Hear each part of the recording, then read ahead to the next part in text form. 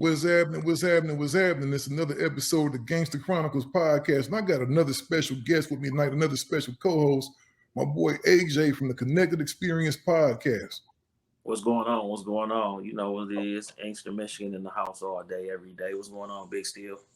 Oh man, you know, same old stuff, man. But we got a really special guest, man. One of the OGs in the game, man, from the original Penthouse Players clique, man. My boy Playa Ham. What's up with it? You know how we do. What's up with Ham? Man, one day at a time, baby. I cannot complain, you know? What's going on, Playa Ham? Man, one day at a time, love. You know how we do it. Well, we got a lot of stuff to talk about, man, for sure, man. I want to go back to the beginning, right? Mm-hmm. You're from out of Compton, right? Nah, man, I'm out of South Central, man. A lot of people think that, you know, but the edge of Watts to the west side of LA, man, South Central is where I was born and raised, you know? Oh, for sure. I didn't know that, man. We might be bringing some news. I swear, I think everybody thought you was from Compton, man. Well, they think that, you know, because of affiliations and associations, man, but, you know, it's not true. Well, the first thing I want to ask you, man, is because you grabbed a hold of who eventually became one of the best producers in hip hop. I still think he is today. How did you link up with Quik, man? How old was he when you guys linked up? Man, he had to be in his late teens, homie. I want to say maybe 18, just turned 19. 18 had to be because it was 88. So anyway, we had a little, what they used to call him back in the day when you get on the phones and everybody be talking. The chat line. Chat line. Yeah, but it was something else, man. It wasn't a chat line. It was called party line. Yeah, we had a party line. And, you know, one of my partners had a little money and his brother, and they came together. So it was called the Penthouse party line. And Quik's sister called in. And my boy Tweed chopped it up with his sister. Instead of little brother do music, he a producer. And, you know, he was a fledgling and, you know, kind of new to it at that time, but he still had a talent that was apparent to anybody that would pay attention. Mm-hmm. And, you know, basically he auditioned with one of Tweed Beats for us, man, after a conversation between Tweed and his sister. And one thing led to another, man, and, you know, a nigga had to go out there and get him and grab him up and make him part of the clique. He was like the missing piece, you know? So when y'all first heard his music, did y'all know, like, this guy is going to be somebody? He ended up being DJ Quik, but did y'all see something in him like, hey, he got to be down with us because we know, if anything, this young man going to be something in his music. He going to be a force. Well, yeah, absolutely. As you pursuing the dream, you realize that, you know, you need the right pieces together to continue the journey. And when you're young, you might not be seeing that far ahead like a lot of cats might have, you know, seen it like that. But, you know, we from the early days of hip hop, so to speak. Well, not that early, but, you know, the first 10 years. So it's like, you know, at that time, it was just about making the music and coming together and doing what we do. So, of course, yeah, definitely. When I met with Quik, when we did that little audition beat on me for Tweed, I knew he was somebody he was the missing piece, homie. You know what I'm saying? Or what we was trying to do. Because we had dealt with other DJs and other situations. And, you know, me and Tweed we hadn't been together that long at that time, but at least about a year or two, maybe at the most. But, you know, we knew that your boy Quik was what we was looking for to make us complete. You know, somebody that come into the clique and be what, you know, apparently other cats that had their DJ and their music make a part of their clique, you know. Jazzy Jeff and Eric B and, you know what I'm saying, cats like that, because that's really how we was moving. And then, of course, Dre, you know, Dre was one of the greatest influences on Quik, you know what I'm saying? Dre and Eazy, you know, they really was like the cats he wanted to be, you know? Now, at this time, who bubbling in LA? You said it's early, it's 88. Yeah, it's 88. So, you know, NWA was doing their thing, you know. A little more underground. It was really dominant. Bubbling. Yeah, I'm saying, like, we know NWA, but like, who's some people who didn't make it to the surface, but y'all still looked at the time like, hey, this group or this person could possibly be right behind NWA? Man, I don't know if a cat even gave that type of thing a thought. You know, we was in a circle of a lot of artists, though. You know, we were, you know, dealing with, you know, Battle Cat was in the cut. It was some cats over there around the corner, Double Trouble. Some neighborhood cats. You know what I'm saying? There was a lot of things going on at the time, but the focus really wasn't on what other cats was doing. It was on what we was doing. You know.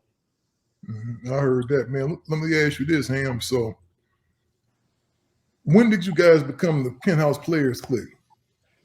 Well, that was something I was moving with before I even got involved with Tweed, before I even got involved with Quik.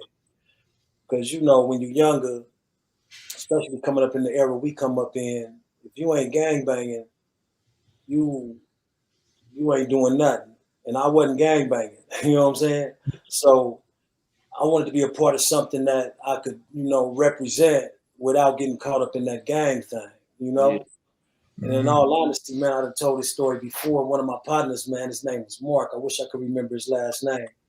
But, when I was looking for a name for my clique, trying to think of how I wanted to move with this rap, because I was starting to rap and, I felt like I was real good at it and had potential. And my boy was walking down the street and I seen Penthouse Players on the back of his jacket, right? And I was like, you ain't no player, I'm going to take that. And I just added original and click. And mashed with it, and made it famous, so to speak, And I wonder where my boy at now, man, because I feel like I owe him something. Yeah. But, that's how that happened, man. That Penthouse Players, I liked it, that name, And they was already kind of calling me Playa Ham without even, knowing that that's the direction it was going in. You know what I'm saying? So, like, one thing that just stood out to me, you was like very adamant about staying away from the gang culture and the gang life. Was that because like your upbringing inside the household? What made you want to stay away from gangs at a time where people was rushing to be a part of the gang?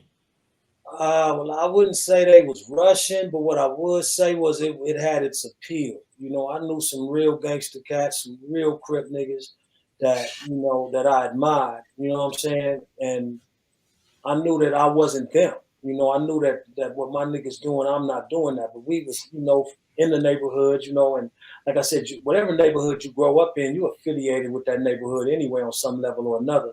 So I just happened to be at that time in the 30s, Harlem.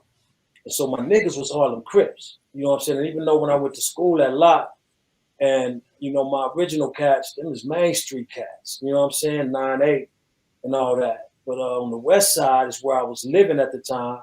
So my major affiliation, even though my niggas is from over there off of Maine, but my brothers too are as well are from Harlem. And so, I knew that wasn't me though, homie. I knew what my niggas was doing, I wasn't gonna do. I knew when they was hanging out, I wasn't hanging out like that. You know what I'm saying? I was on to something different, but them was still my cats. You know what I'm saying? Yeah. So, I just didn't, I knew that wasn't me, man. I knew that was something I wanted to be a part of, Yeah, that's honorable. That's honorable. Yeah, so let me ask you this, Ham. So you guys went in there, y'all started working with Quik immediately off the rip on the Players House Click album, right? Yeah, Penthouse Players Click, right? Well, not necessarily on the album, just music, just because Quik was his style. Quik didn't have quite, know what direction he was gonna go in at the time. You know what I'm saying? Quik was singing when he came to the click. He wasn't even really rapping. He was just doing beats and singing, and but he had the potential. You could hear it. It's like, boy, you did that. And he was around one of his uncles that was making music. And so, he was being groomed and teaching himself how to do the things he was doing. And as far as he say, he was already doing little DJ shit, So getting off into the creativeness of the keys, he kind of taught himself. But the gift was obviously in it, Right. Yeah, so a lot of people trying to make music. When he told us he needed this or he needed that, my mom's really looked out for us, man. So, between her and my partners that was getting money in the streets, and we tell them this is what we need, this is what we gotta do. Niggas be like, well, Ham, whatever you need, man, I got your back. You know what I'm saying? So when we needed a piece of equipment, we get it. You know what I'm saying? Yeah. Yeah, So you mentioned. Hold on 1 second. You mentioned the importance of the DJ back during that time, and a lot of people don't know that the DJ was actually a really big part of the music. You know what I'm saying? Was the star. He was the backbone. He was the one that that kept the crowd interested in what you was doing. If you wasn't a sexy nigga or, you know, whatever a lot of cats was, you know what I'm saying? And, you know, certain groups, I guess the DJ was background, but when he was the forefront, you know, a lot of the DJ's name was involved in the name of the group. You know what I'm saying? A lot of times it was the DJ who was the man. You know what I'm saying? So it just depends on how you entered it, how you moved, and we was the clique. So, you know, even though I call myself the lead rapper or whatever, but you know, the clique wouldn't have been what it was without Quik, and Quik wouldn't have been what he is without the clique. But that don't mean the shit wouldn't have went and did whatever it was gonna do. I don't mean niggas wouldn't have went on to something great. It just means that what it is under the great influence of each other, you know? Yeah. Yeah, so now working together and y'all become this crew and everything, what's the record that y'all record and y'all say, oh no, we getting the deal off this one? Because eventually y'all signed to one of the greatest record labels in the world, which would be Ruthless Records, right? So what was the record that made y'all say, hey, we getting the deal off this, we can really do this. We got our missing piece, let's go, we ready. In all honesty, homie, we had like 3 deals before that Penthouse Players Click deal arrived, right? Okay. That's exclusive. Yeah, we had situations where we were supposed to move in a certain direction and it didn't happen. We was with together we were with West Coast record distributors. And that was when Lonzo Williams, Unknown DJ, Rudy Party, and Egyptian Lover came together. Excuse me? Let me go back to the Unknown DJ real quick. The Unknown DJ was known for Gaffel and Young Brothers Publishing back in the day. Well, we didn't have that issue. I ain't saying that would have happened or wouldn't have happened later, but you know that was just the name of the game, homie. When them cats, you know, them cats just was following suit of what they was taught, homie. You know that's that.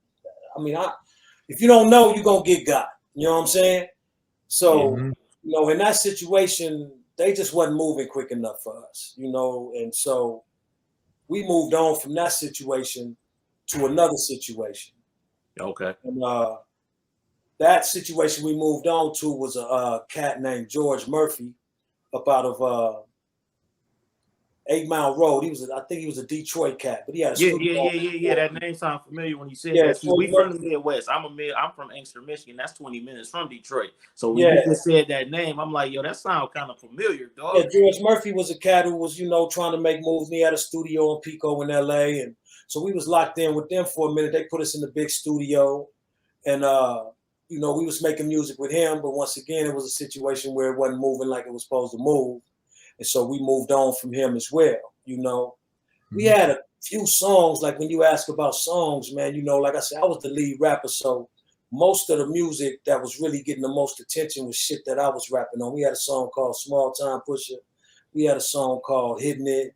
We had a song called Baby Wants a Bowler. We had a song called Eat My Dust.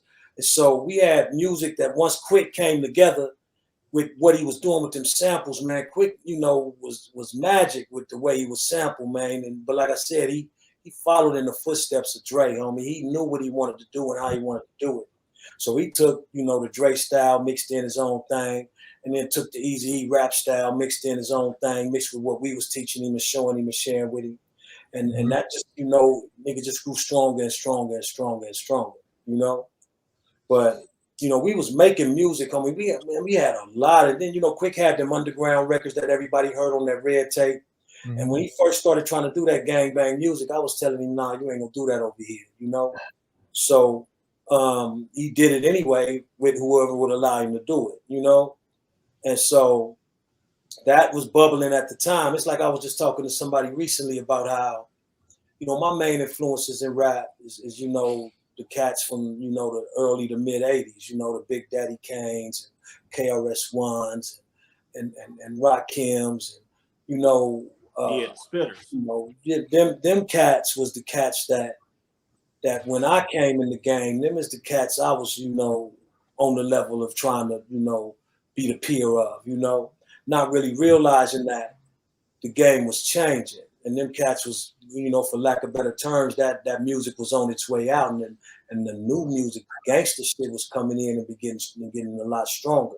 You know what I'm saying? So even the, you know, the fun raps that Quik and Second to None was doing, we had music like that too, and you know, but that ain't the music that we did when we was working on the Penthouse Players Click album. You know, we had options to do whatever we pretty much wanted to do, man. And nigga had carte blanche over there, Priority, fucking with Eazy and all that. But you know, hindsight is 2020. You know, at the time when we stepped over there to Ruthless, we didn't know Dre wasn't gonna be there. Or the issue with Dre and Eazy and Ice Cube. The Ice Cube thing, we knew about that, but we didn't know that Dre was gone. You know what I'm saying? Until we was locked in and we was moving forward. We wasn't really aware of, you know, because my deal came in 91, early 91. So like I say, once again, when you don't know the inner workings of things that are going on, the drama that Cube might have brought to Priority, and you know, all the, you know, the shit that, you know, you see in the movies now, that you're like, oh, that's what happened. You know what I'm saying? See, we wasn't aware of all them things going on at the time. Now listen, you said y'all wasn't aware that Dre was moving on. Do you think that would have affected your decision to go to Ruthless if you had known that? Because I mean, the big Lord.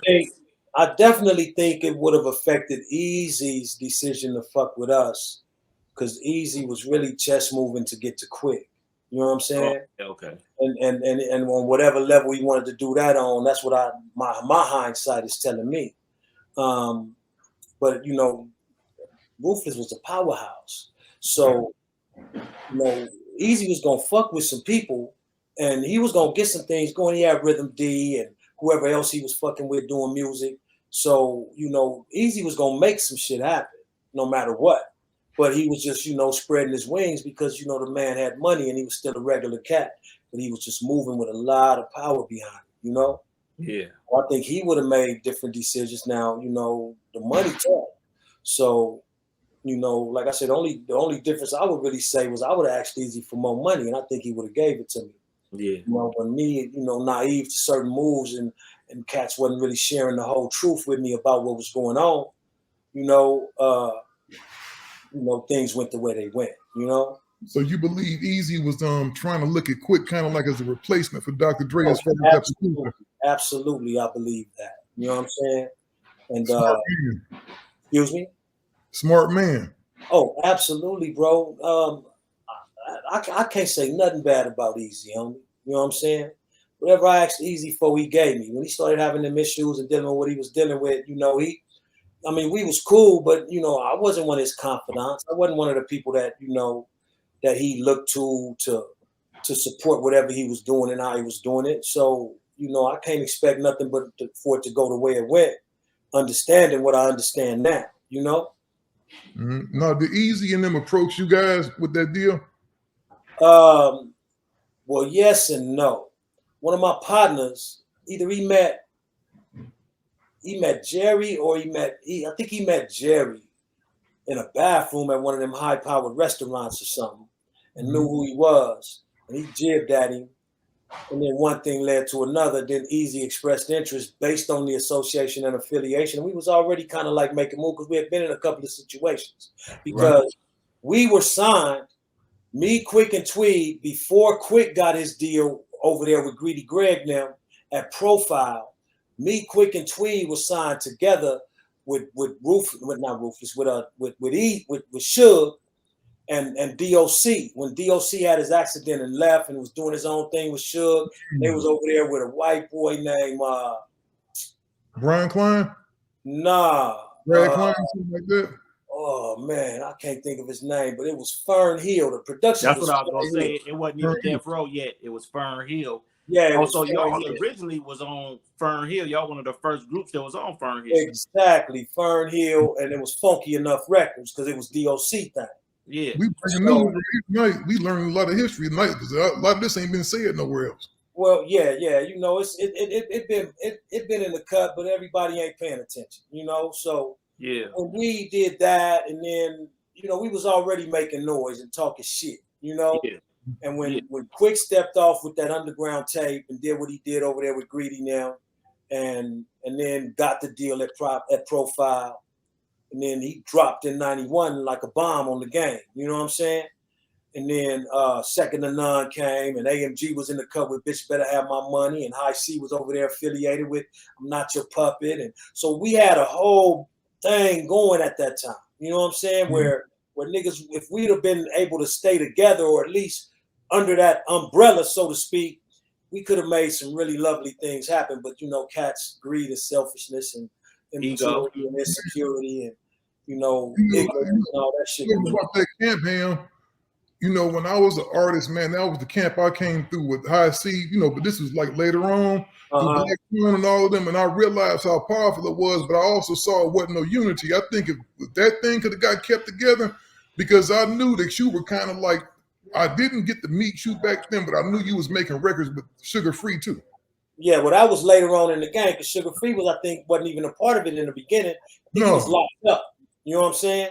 Mm-hmm. But by that time, Quik was in a much more comfortable and powerful position, but everybody who he was associating with and affiliating with wasn't necessarily forthcoming with what really needed to be known to build something that was, of the comparison of Ruthless or Death Row or anything. Like the niggas wanted it, but niggas didn't know how to go about it, homie. I guess. I know I didn't. You know what I'm saying?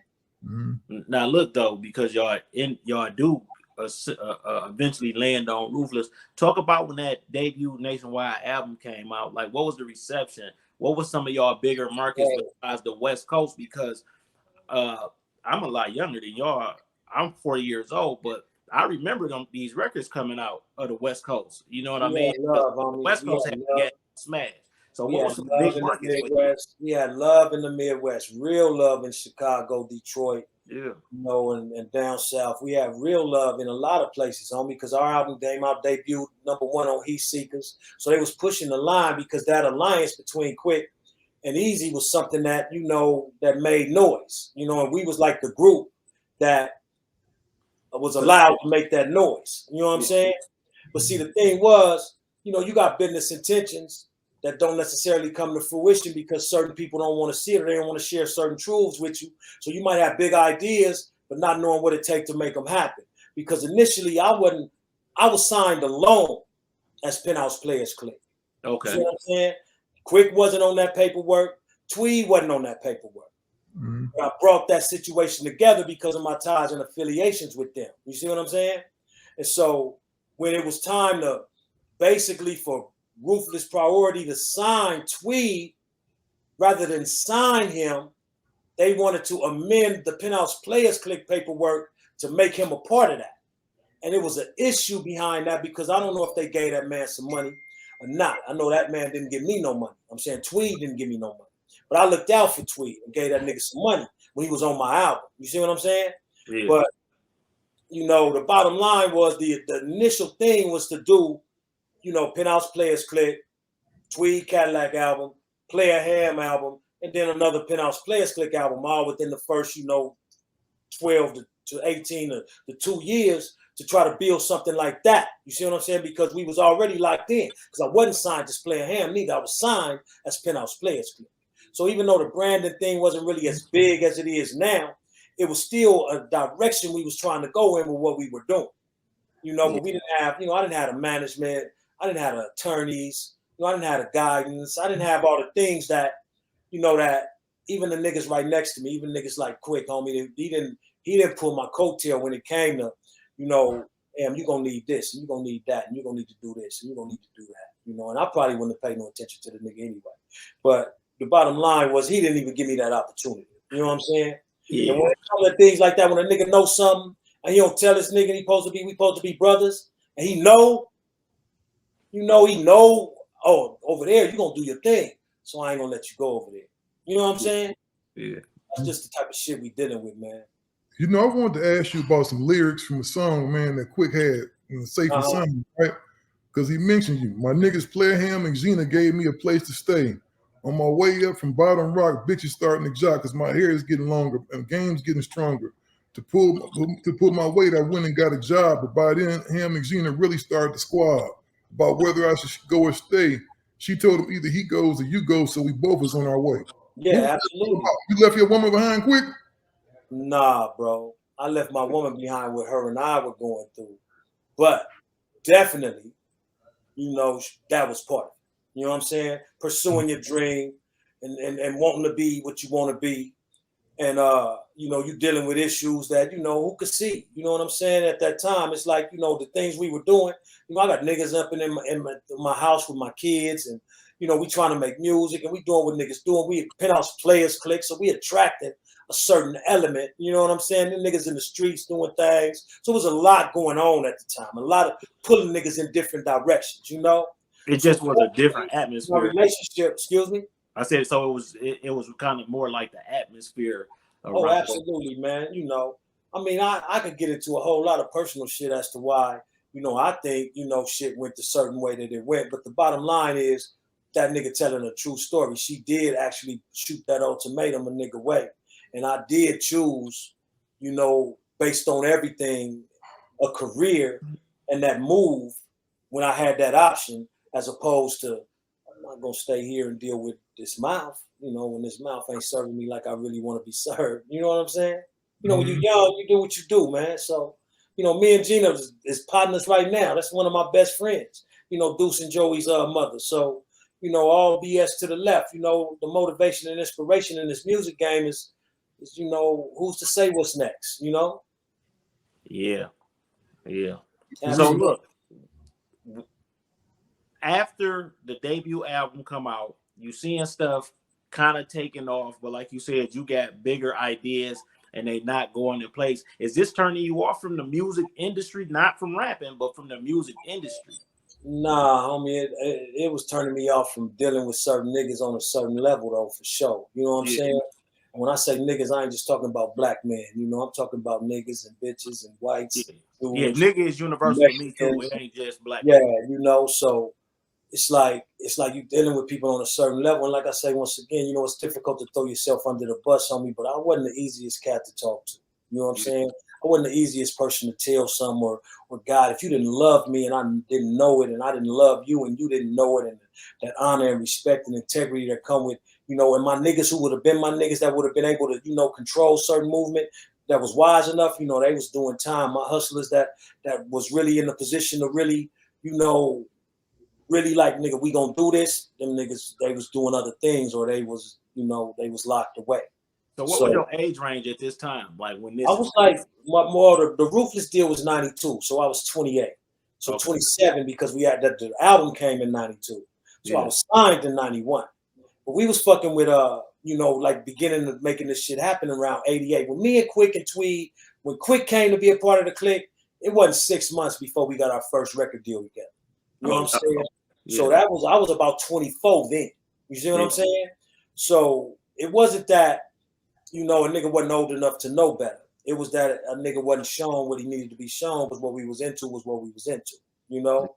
And so if you wasn't that type of businessman or that type of hustler, you know, if you was allowing yourself to be distracted by the menial, trivial things that don't really matter in a real man's reality, then you gonna deal with what you're dealing with and go through what you're going through, and your priorities gonna be that what they were, you know?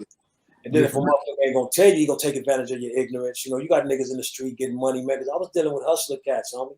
In the neighborhood, niggas that was, you know, riding Benz and moving weight, homie. You know what I'm saying? Them niggas was giving me money and looking out and helping. And now I want to be down with that, Ham. So even though you know how it was back then, niggas was gang banging and hustling. Niggas wasn't rapping. Niggas was clowning niggas with this rap shit. You know, now, you know, back then, maybe 2 out of 20 niggas or 30 niggas or 50 niggas was fucking with music and rapping. You know what I'm saying? It was 15, 20 niggas gang banging and 10, 15 niggas hustling, and the rest of these niggas was trying to do whatever they was trying to do, or they was dope fiends or whatever. You know what I'm saying? So the game kind of flipped, you know, and you had to really have talent. You really had to be saying something back then. You really had to have all the ducks in a row, so to speak. Everybody didn't sound alike. You know what I'm saying? When somebody came out new, they was different. They brought something different to the table. It ain't like the shit that's hot, the shit they pushing. Yeah, just do that. You know what I'm saying? That shit changed after gangster rap, you know? Yeah. So how would you say that was shaping your sound at the time? Because y'all had some records, but to compete with what was going on, because in 92, Death Row was taking off. Death Row took off summer 92, exactly. But, you know, once again, you know, the game was changing. You know, it was different things in control from hindsight, as far as I'm concerned. And when you think about everything that's involved in that, you know, Death Row was once again another powerhouse. But where's Death Row today? You see what I'm saying? So with an understanding of looking back, you know, of course, I'm sure, you know, cats, if they had the opportunity, would have done things a little different, you know. But at the same time, you know, this rap game eat its own, man. Well, It eats its own. what me and my brother like to do is we like to correct people when they say the rap game or the music game, because with games you get prizes. With music, this a business, and if you think it's a game, then that's why people lose at it, because they don't understand that it's a business. Because you just told us the 28-year-old you, if you knew better, you would have did better with the business. You feel me? So we always make sure to say to people, this ain't the rap game, this the music business. And when you do business, the end result is money. When you play a game, you either win a prize or you lose everything. And too many people say the game and they lose everything. So that's why we say this the music business. Well, absolutely. But once again, you know, I respect that perspective 1,000%. But you know, the basketball, you know, league, it's a game, and all these different sports is games. Boxing is a game. You know what I'm saying? All these different, it's a game too. But you gotta have your business right, or somebody around you that got their business right. Otherwise, you know, this game will eat its own. That business will eat its own. Because you know, since the beginning of the exploitation of art and other people's talents, you know, this game is built on people manipulating the ignorance of those with the greatest talent. And that's why you got people like Mike and Prince and certain individuals who was like, no, I'm bucking against that. And now you got this cat, Kanye, who's really like saying, you know, y'all got me fucked up. You know what I'm saying? So Kanye is really one of the, you know, what I'm seeing in his movement, he's really going to bridge the gap, you know, if he's allowed to, you know, protect himself on the level necessary. He's going to bridge the gap between Martin, Malcolm, Medgar, and Prince, and Michael, and Muhammad. You know, Kanye can bridge that gap, man. You know what I'm saying? And become Tupac, Obama. You know what I'm saying? That's deep. That's deep. Let me ask you a question. Because you was around two of the greatest CEOs of black music on the West Coast. Not just the West Coast, but music. Eric Wright and Suge Knight. You see young Suge back when Fern Hill was cracking. How was his demeanor back then? Was he the aggressive Suge? Was he the He wasn't King Blood back then. That's all I could say. You know what I'm saying? It was love and respect. You know what I'm saying? But it wasn't, you know, all that shit wasn't going on. You know, that wasn't what was popping. You know what I'm saying? Mm-hmm. But I guess, you know, when you get to a certain level, you got more options. Yeah. You know, of course, you know, the bigger they are, the harder they fall. You know, I don't mean no disrespect to Suge, man. He showed us love. And when they didn't move fast enough and the nigga stepped to him and like, look, man, we need to go if you ain't gonna do what you know, if we ain't gonna do nothing. Suge said, give me my money back and you can go. Shit, man, you know, we gave that man his money back and stepped off. And when we did that, that's when Quik went over there with Greedy now. And, you know, it was issues behind that because, you know, we thought we was moving in a different direction. But, you know, like I said, man, I ain't mad about none of that, homie. Yo was never signed to Greedy Greg then. No, I wasn't signed. I wasn't fucking with Greedy like that. You know what I'm saying? Mm-hmm. It was a lot involved, once again. You know what I'm saying? With the way cats was moving and getting down. And so, that could have derailed, that move Quik made with Greedy Greg could have derailed his career because he wound up having major problems with Profile Records. Remember they had him on suspension and stuff? Well, Quik made a lot of decisions from, you know how they say, man, hurt people. And Quik was probably holding down and holding back a lot of pain and frustration that he felt with his family and whatever other relationships and whatever else was going on inside his head. Only, I don't fuck with him like that right now, so I don't know. You know what I'm saying? It saddens me that you know we don't have a relationship that we could have had based on what we had in the beginning. You know, but I'd rather know the truth now than to be caught up in with more to lose than ever, because you know you fuck with certain niggas, man, and you know you get caught up in the collateral. You know, And them niggas gotta deal with a lot of shit I don't have to deal with, homie. I don't look over my shoulder in these streets, homie. I don't worry about things that niggas worry about. I walk in places, they might not know who I am, but if they find out my name, I ain't worried about a nigga running up on me with no bitch shit. You know what I'm saying? Now I don't know, what the future holds, but I know the bottom line is, I ain't just, burnt no bridges or fucked over nobody, man, that I'm worried about coming back at. You know what I'm saying? Yeah. So look, earlier you mentioned like you like with Jenna, you got 2 sons. Do any of your children do music? Absolutely, man. The young Giants, man. They're the LA Giants now. They, them your sons. Oh yeah, LA yeah. Oh, okay, yeah. LA Giants. You just trying to do a camera's crazy, homie. You ain't keeping game, homie. See me representing. Yeah, okay, yeah. They're my boys, man. Both of them is my sons, homie. And yeah, it's been instilled from the very beginning. I'm not one of them cats that don't want my niggas to do what I did better. Yeah. I mean, you look at cats that's got their boys and their children up in this game, and they don't even want them motherfuckers to blow up, man. It's like, nigga, why you ain't? I ain't touching that. You know what I'm saying? No, you gotta touch it though, because people gotta know that you in your son's corner when it comes to this shit. Because it ain't no reason that somebody wouldn't be. Like, look, you can only take it so far, right? If I'm an artist, I only reached where the people allow me to go. If my kids can take the baton and be the best in the world, guess what? Daddy, y'all manager now, because I done seen this shit, and I ain't gonna let it happen to y'all. Yeah. And when I tell you that they beast, dog, you could tell that they was reared under some true MCing. They monsters. That's right. Good looking, baby. Good looking. Monsters. And Big Steel managing them now. I'm managing them now, and I'm pretty sure they dad, man. Of course, he overseeing everything, but I'm managing them, man. Them is my little monsters, and we got something brewing, because the thing people don't understand these labels, the way the record labels work today, like I ain't gonna put no stuff out there now. We'll be talking to some people actually right now, but when you talk, even when you talking to the head dude up at the record label, he has to have certain people in that building that's gonna be willing to journey on his cause with him. So when he brings that record up and say, I want to sign this group, you got to remember, when you say you go sign a group, you committing to a lot of money and a lot of resources. So you want to make sure that whole building is on board with your decision that you make. So right now, we floating through one of the major buildings, dog, and just kind of like letting everybody put in their ear on some stuff. And right now, we getting good feedback, dog. But it ain't as easy as people think when you go to get a record deal, dog. It's got to be a lot, even if you go the head dude. Especially when the game, the business is prone to fuck over you. Yeah. If you allow it. You see what I'm saying? So if you coming in and they knowing I ain't gonna be able to fuck them like that. So then the question becomes, do I even want to be involved, and do I want to see them with something? Because I ain't gonna be able to manipulate that situation the way I'm used to. Especially when we come in with our own thing, kind of, because we already got a record, got 1 million views on it before we even touch somebody. It's getting placed. They know we come up in there, it ain't gonna be just, we not just signing anything. We don't have to going to work the route we going. It's authentic. You know what I'm saying?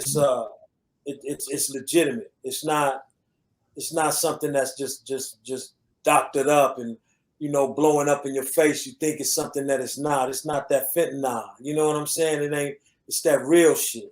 So it's like a situation where we really just want to deal with people that feel like we feel and roll with people that roll like we do. And right now, I feel like that's what we doing. You know what I'm saying? And everybody who get involved, I feel like they one of us. You know what I'm saying? We all cut of the same cloth from a different motherfucking pattern. You know what I'm saying? But it's all love. You know what I'm saying? So it's a situation where it's too much potential in what we doing for niggas to not appreciate and respect how we coming in this motherfucker this time, So I noticed you had said that you don't really rock with Quik right now. Is it a situation where that can be rectified with a conversation man to man? Can it be rectified with a conversation man to man? Nah. But what it can do is establish, right? What it can do is establish a fair exchange. Okay. You know what I'm saying? Yeah. In the moment. Yeah. And then the next fair exchange. And then the next fair exchange. because, you know, I don't know what he trusts or how he move or who around him, what they doing. You know what I'm saying? So, you know, you walk in the grocery store and, you know, long as it don't stink and it ain't too dirty, you go over to the butcher, you know, you gonna trust that when whatever you buy is gonna be healthy for your family. Yeah. Now I'm gonna tell you why I asked that too, right? I asked that because your son's coming up in the game. They in LA. I mean, I talk to people all the time. I say, what's your dream collaboration if you could get one producer? I always hear one or two producers when the people coming from the West Coast. It's either gonna be Dre or it's gonna be Quik. And I asked that because when that time come, I would hate for Quik to not be 100 and work with the next up and coming because he got an old issue with their dad. Well, we have had some situations. Two situations have been in play, but I'm gonna let him break that down. Well, if Quik wanted to see niggas with something, homie, he'd have been seen them with. Yeah. Right. See, people can say whatever they want to say from a lack of understanding or a lack of knowledge. But Quik done had his own record label, man, since the 90s. I mean, Quik can put out music whenever he want to. Quik got relationships with radio stations. Quik can do whatever he want to do. And obviously that's what he do. Now, if he ain't put nobody out, he been out of label for 20 years. If he ain't put no artists out, no, he didn't put out Second to None. No, he didn't put out Sugar Free. No, he didn't put out Mossberg. No, he didn't put out nobody but himself. So if he wanted to do more, he would. You know what I'm saying? So if he ain't fucking with niggas, you know, ask some other niggas, some real artists, if they've been around him. You ain't. Niggas might be honest, and niggas might be like, man, I ain't touching it. You know what I'm saying? Yeah. But it's like, man, 1988, homie, 87, 88. Man, my Big Joe West, man, he 34, 35 years old now. He was a baby when Quik came around, homie. DJ Quik taught Deuce Mac how to ride a bike, homie. Yeah. You understand what I'm saying? He was, that's who he was in our reality. Like I said, he slept in the room with my sons and they were babies, homie. You understand? Little boys. So, you know, if he want to see niggas with something and he want to collab, man, the door stay cracked for the real ones, homie. We ain't worried about it, man. We stay ready for whatever, you know? So if the man want to do some business and do some work, we could do some work. But he ain't going to come with that, you know, nothing less than what we coming with. You know what I'm saying? He either need to come to the table like that because, you know, the situation was, you know, a lot of truth should have been shared that wasn't, man. And I can't be mad about that because I should have went elsewhere and got it. Yeah. You know, but at the same time, homie, you know, Quik did, you know, sell me a house with no interest, you know what I'm saying, with no markup, you know what I'm saying? So, you know, he sold it to a nigga with the equity in it. So I can't be mad, but when it, you know, when it's all boiled down to what's real, homie, Quik know what's real and he know I know what's real, you know? Yeah, that's understandable, you know, but yeah. I had to ask that though, because that's what the people was gonna want to know. Hey, listen, bro, we'll fuck with Quik if Quik want to fuck with us, but he ain't gonna put no cut on the sack, homie. Yeah. Well, he ain't gonna serve a nigga no 60-40, no 50-50, no 40-60. He gonna serve a nigga 1,000. Yeah. You know what I'm saying? And if it ain't like that, then we don't even need to play with each other's intelligence, you know? Yeah. Now, let me ask you, because I was asking you about them CEOs, man. Yeah. Because I know a lot of stuff about Eazy, dog. A whole lot of stuff. Eazy was a joker. They say he was one of the funniest people around. What was your relationship like with Eazy? Man, Eazy was like, my recollection is he kept it business, but he wasn't, you know, he wasn't overbearing. He didn't consider himself above a nigga. He considered a nigga as his peer, right? Mm-hmm. But at the same time, he knew who he was and how much was backing him. You know what I'm saying? And so it wasn't like he gave me, you know, the game. He gave Quik more game than he gave me. You know what I'm saying? Listen, I was his artist, though. I was his artist. Yeah, that's what I was gonna say. Is it because him and Quik build a different relationship, like hung together more? And well, like since you was the artist, were you just cutting records and leaving? Oh, you know absolutely, absolutely, bro. Like I said, I wasn't there, right? And a lot of this is speculation and just my opinion. But Quik, Eazy desired that relationship with Quik. And Penthouse Players Click was a way to facilitate that. You see what I'm saying? That's my opinion, right? So I know that, you know, even if Quik wasn't going to Eazy, or he was, I know Quik, I know Eazy was the type of cat, when I found out that Eazy and Quik had the same accountants, you see what I'm saying? I couldn't have the same accountants because I'm his artist. Right. But, you know, when I found out that Eazy and Quik had the same accounts, that wasn't because of Quik, that was because of Eazy. Right, because here get down with him. That meant Eazy said, I'm gonna put you on. I'm about to help you with something. I'm gonna help you. You see what I'm saying? Because Quik obviously needed what Eazy represented, and he gravitated toward that on one level or another. But Eazy was a smart man, homie. You know what I'm saying? You can't do the same thing about Suge. Suge was smart to do what he did, but then a lot of shit wasn't so smart. You know what I'm saying? We all of us are like that. We make a lot of wise shit, wise moves, and then we make a lot of stupid moves. You know what I'm saying? Or not so wise moves, you know? Now, when you was over at Ruthless, y'all did have some good producers. You mentioned Rhythm D. I know DJ Bobcat that came in there at one time as like the head producer. And y'all had some other cats too, Above the Law. Which that's another mistake I made, homie. See, I should have fucked with them niggas back then. I had action at fucking with a lot of people, you know. When Priority asked me who I wanted to like do music with, I think the only person I said was Scarface. You know what I'm saying? So they're trying to put that together.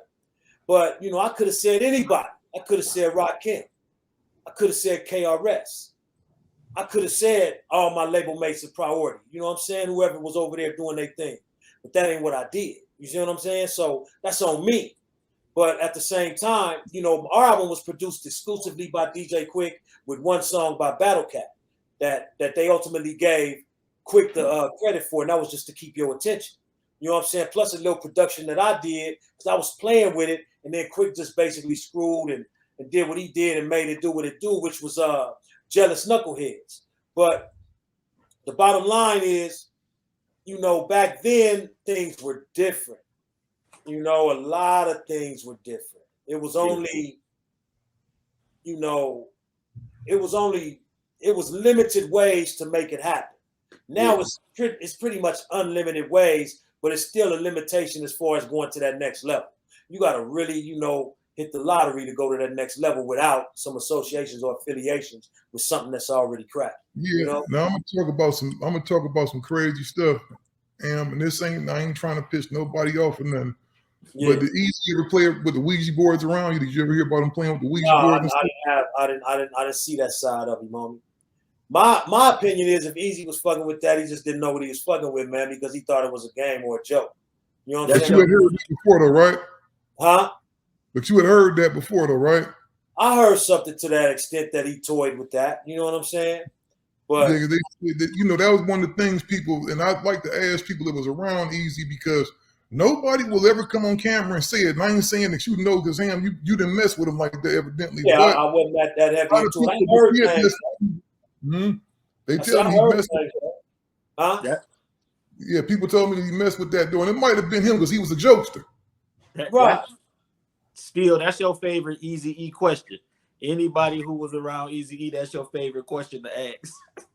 Well, I mean, you know, when it comes to spiritual things, man, everybody got their way they get down. You know what I'm saying? Shit happens, man. I wasn't there though. I didn't have to deal with these niggas. I didn't have to deal with none of that negative energy, man. Thank goodness. That's probably due once again to my mom, man, praying over my life and my reality, So, and my grandmother and the people that, you know, in spite of me, you know, not doing what they told me to do and still doing what I did, but still being blessed to make it through. You know what I'm saying? And not be caught up, you know, never caught no case, never caught no DUI, you know, never got, you know, never been on child support for more than a couple of months till I handled that business. You know what I'm saying? So I'm blessed to be the made it through to this point. You know what I'm saying? All praises do. Now listen. All praises do. Where did you land after the Ruthless album? Because I can tell to this day you never stopped making music. So where did you land, and what type of how did you feel about the industry after you done had everything far as a number one record? Because it's mad niggas who rap. Everybody can't say they had a number one record. You understand what I'm saying? On some chart, huh? Yeah, even though it wasn't that hell of a, but anyway. No, man, don't downplay that. You can never downplay that because that was number one. Do the heat seekers even exist now? It's just all love, though. I ain't trying to make it sound like I ain't grateful. You know what I'm saying? I really am, homie. And it just remind me too of what I fucked up. But anyway, let's just keep going. It's like, I dealt with some more homies on some love shit. My nigga Charlie and JT. We had XL Records. You know what I'm saying? And that was around the Sugar Free time, right? When I was making music, and I did some really good music with my niggas, Then after that, I was over there at fucking with Brainstorming, my nigga Big Bot, and then Greedy was involved to a certain extent. It's another, another story. But anyway, so I bounced around, kept making music, and kept trying to, affiliate with different shit, making music here, guesting there. But I never really push like I probably should have and could have, until, when my sons became of age and we started really trying to, plug them in. So, they got music with some high powered cats. They got music with Glasses. They got music with Jelly Roll. They got music with Black Tobin. They got music with Day One. They got music with Battle Cat. You know what I'm saying? They got music with a lot of different niggas, man. They working on music with other cats. And so, my niggas is grown men, and I'm proud of them and what they doing and how they represent, to the next level, and so, I've always tried to instill in them to stand on their own and be their own and do their own thing, And so all I've tried to do is just give them everything that I got to give them and allow them to pick and choose of it, what they want to take and what they want to leave there. I can't be mad at them, Yeah. Real talk. Hey, Ham, let me ask you this, man. So, that Sugar Free came in on the tail end. What did you think of Royal Rock when you first heard him? Came in as Royal Rock first. Right, of course. I liked the style, the comedic way he rapped about that pimping and the way he did his thing. It was real clever. You know what I'm saying? It was. I had to respect it. And then when he gave me so much love, you know what I'm saying, and allowed me to be a part of that debut project. Them is the most eyes I've never had on anything I've ever done. That's the most radio play I ever got on a song I ever been on. You know what I'm saying? So even though I got cut out, of a lot of that because that shit blew up bigger than they thought it was, because on the original version, I got the whole second verse. Yeah. You know what I'm saying? But on the video, and I didn't even know I got cut out like that till I showed up at the video shoot uninvited. Niggas didn't even tell me about the video shoot, homie. You know what I'm saying? I just happened to find out through some other niggas and pulled up, ready to go. And I'm like, I ain't even trip off niggas not telling me, right? But I'm telling you, when they start playing the song, homie, and I'm thinking it was time for my verse, and that nigga Sugar Free start rapping again, I was kind of shocked. You know what I'm saying? Yeah. But of course, I still played my position and did my thing, and waited to see if I was on the third verse still or not. You know what I'm saying? But that was a heavy blow, man. I took that though, Now, who's the one you think that was? Who I think made that decision? Yeah, it had to be the hierarchy over there at Shepherd Lane. You know what I'm saying? It had to be. They had to agree to it. Stan Shepherd, Tony Lane, DJ Quik, the other cat name who was involved. It had to be them, homie. You know what I'm saying? They had to do that together. They had to do that together. And did not tell me though it's fucked up. They could have told me. I wouldn't. It's a trip, man. How that shit go? What you say? A lot of that be because when people be doing them slime ball moves, I'm just saying overall in the industry, they forget people grown men. You could just tell me, bro, hey, look, we going in a different direction because the hard feelings gonna be created when you just take me off and don't tell me about the video. You could have just told me, partner, like, look, we going in a different direction. I'm sure you would have respected that. You might have been upset, but you would have respected it more. You feel what I mean? Of course, I wouldn't have had no choice. You know what I'm saying? Just like I didn't have no choice right then. But at the same time, why? Even though it's like it's moot now, but why do that? It ain't like they made the record better, taking me off. Because the record was already moving, right? Yeah, the record was the hottest record on that. You know, like the most. That was the record. Like I say, that's the one that put him on the map. You know what I'm saying? Right. For those that don't know what we're talking about, we talk about If You Stay Ready. Yeah, exactly. So it's like it ain't like I didn't do my thing on that record. You know what I'm saying? So I feel, you know, in all honesty, and I'm gonna just say it, I feel like niggas didn't want me to shine. You know what I'm saying? They didn't want me to get that shine because I wasn't locked into no situation with them, and had that shit allowed me the opportunity to blow from that whole second verse, that level. You know what I'm saying? They couldn't control that. Well, you wound up on the video ultimately, right? Excuse me? You wound up still being in that video though, right? Yeah, I was there and I was in the video. I'm still in the third verse. They still gave me my few bars in the third verse and I'm still there. You know what I'm saying? But just like on the original version, on the album version, it say Sugar Free with Playa Ham. But when they remixed it, it say Sugar Free with DJ Quik. You see what I'm saying? Oh, okay. Telling y'all if you stay ready, you ain't got to get ready.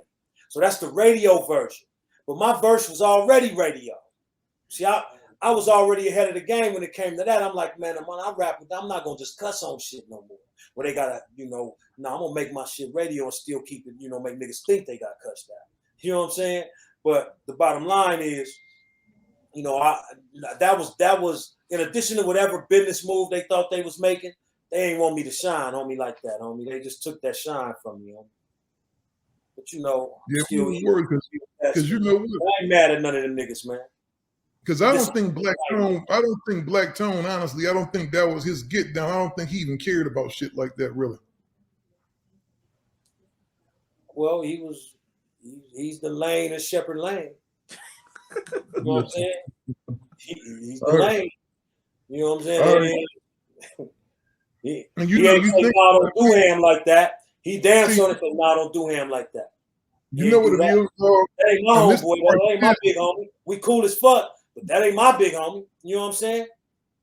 Mm-hmm. And this when the business come in too, because you start talking about publishing splits on songs now, and the song was performing really well. So it's easy for them to say, hey, man, we own this dude Quik's publishing, and we got this cat Playa Hamm in there. He got to have the publishing that song. We need to change that. Exactly, bro. Exactly. That's where the business come in at that publishing. That's still an issue today. You know what I'm saying? That's still an issue today because the original version still is what it is, you know, but it's still an issue when it comes to that ownership right now. You know what I'm saying? Yeah. So let me ask you this then, because that was a big record. Damn, you didn't get your publishing off that song like you was supposed to?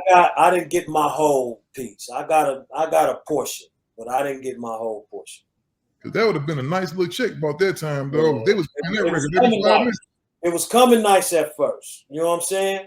And then all of a sudden the numbers got changed. And when I sent my people to check it out, they said the numbers changed. And I'm like, well, who does that? Where they do that? How they do that? You know what I'm saying? And so, you know, it's still an issue right now that's got to be ironed out, you know? But, you know. Now, look, though. Where you get your nickname from? Because you L.A., it's usually something different. You Playa Ham. Like, where that come from? Well, you know, in high school, homie, my boy JB, man, my brother from another mother, man, and the cat I've been looking up to ever since we've been adults, man, for everything he represent. He, you know, had a business partner of mine.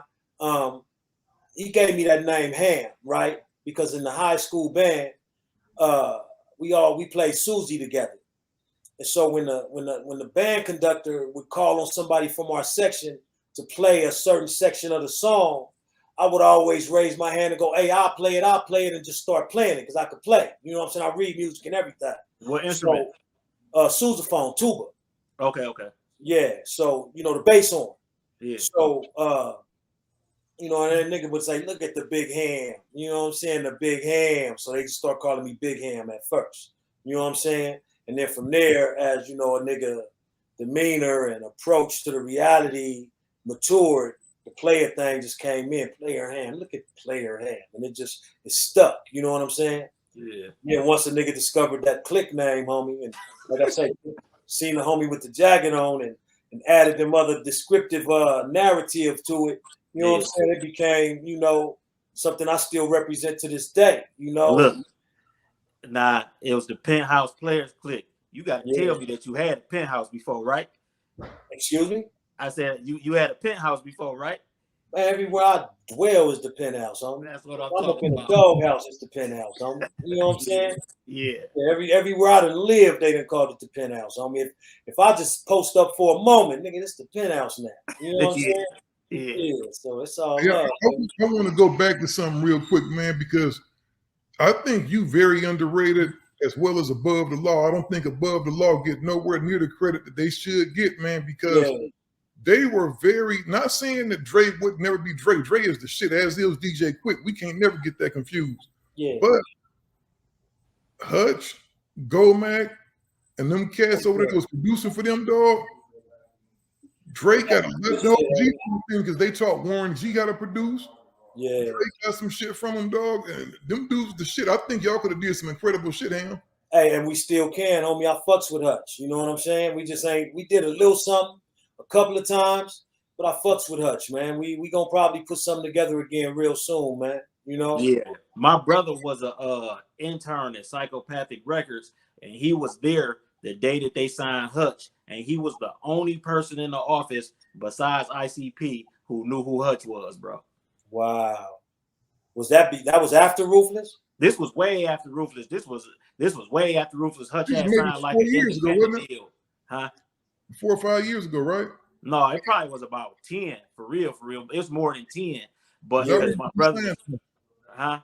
I remember when he signed over there. Yep, my brother was the only person in the office. He was like, bro, you Hutch from Above the Law. Hutch couldn't believe it. He was the only person who knew who he was. Yeah, that's wild, homie. Yeah, no, but you know, ICP, they got a whole different fan base type of crowd. Yeah, exactly. But when you play their music, man, you know where it came from, homie. You know they influence, homie. And Hutch been real humble about that, but at the same time, passive aggressive with it, you know. But he really, you know, he know what he can do, man, and he still do it, you know, fearlessly. You know what I'm saying? Number love and respect for Hutch, man. Yeah, for real, the whole man. The Law Clan, homie, I respect that. The whole Pomona car, man. That nigga Pippin Young, and even that nigga Percy, man. You know, I got love for them niggas, man. You know. Yeah, for real, man. Well, man, I appreciate you coming on, brother. Weasel Loc, I gotta say my nigga Weasel Loc. I can't do it. I can't talk about homie Weasel Loc. Yeah, that's my nigga, man. Where can the people get at you at, Ham? Man, you know it's at Penthouse Playa Ham, homie, on all platforms, homie. And you know, I'm about to, set off this other podcast thing too, man. The P Opinion, man. I've been pushing little sprinkles here and there, but I'm gonna have to have my niggas come fuck with me on mine too, you know? Well, for sure, dog. Whatever help you need from us, man, you let me know. I'm for sure gonna support you. Yeah, baby, I appreciate it, man. You know how we do. You know what I'm saying? Yeah. And there it is, everybody, ladies and gentlemen. Playa Ham. I'd like to thank my boy for coming in and guest hosting with me, man, for a second night. Your brother wasn't there. My boy AJ, man, from the Connected Experience podcast that drops every Monday on the Digital Soapbox Network. Y'all make sure, man, y'all go subscribe, man. These brothers got one of the coldest podcasts in the game, man. Y'all been running one of the flagship shows on Digital Soapbox, Antoine, right? Yeah, we still here, baby. We the last of the Mohegans. It wasn't even no Gangster Chronicles when we started doing business together. It was not. It was. I remember you told us the Gangster Chronicles and broke it down, and we was like, "Yo, that's it right there." But yeah, we still here, man, and ain't nothing gonna change, man. The Connected Experience every Monday. You press play on that, man. We just take you to a different world. We had everybody on it. Anybody you could think of, because we can sit and talk to anybody. Oprah go be on one day because we can sit and talk to anybody from artists who just started with their first song to CEOs of major companies, man. The Connected Experience TCE Pod on Instagram and Twitter. And I'll make sure I got a link for that. In the description for y'all. And we gonna have Ham's podcast coming pretty soon. I'm gonna be posting links up for him. Man, we push it, man. Let's do this. For sure. And we out of here, y'all. Peace. One love.